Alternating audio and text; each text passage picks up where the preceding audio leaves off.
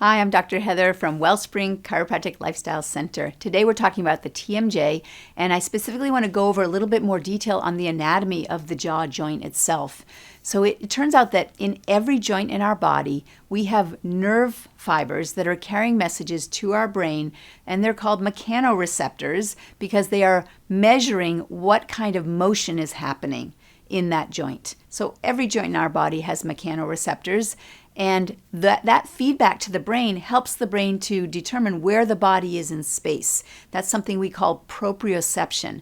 Proprioception is knowing where your body is in space without even looking. So I can look at where my finger is in space, or I can close my eyes and I still know exactly where it is. And that's based on proprioception.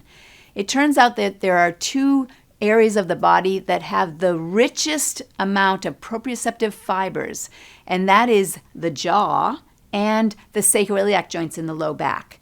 Those two places are what are feeding information to the brain about where your body is in space. So it is interesting that people that struggle with TMJ problems, sometimes they will have dizziness, or they'll even notice some clumsiness that's happening. And oftentimes that's because the brain is not getting accurate feedback about what's happening in the body. The proprioception becomes distorted. I also noticed clinically that a lot of times it's upper cervical patterns or the top of the neck. It has an association to problems in the jaw. We do find that there's an increase in TMJ problems with people that have whiplash or concussions. So if you look at what's happening in those situations, I want you to just take a look here. We can see that the brain is surrounded by the skull to protect it, and the spinal column is the protection for the spinal cord. The brainstem is the part of the brain that comes down through the hole in the bottom of your head, right into the top of the neck, and then the brainstem turns into the spinal cord as it goes down your spine. And then the brainstem and the spinal cord have branches of nerves that come off of them that go out to all the different parts of the body.